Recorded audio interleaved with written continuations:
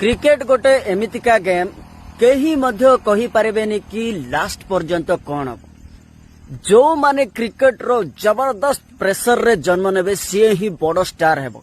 हाँ guys KKR versus LSG रे सैया ही हेची बहुत बड़ स्टार गोटे जन्म नेइची सी होची मुकुल चौधरी जे कि एलएसजी को जिते देइची।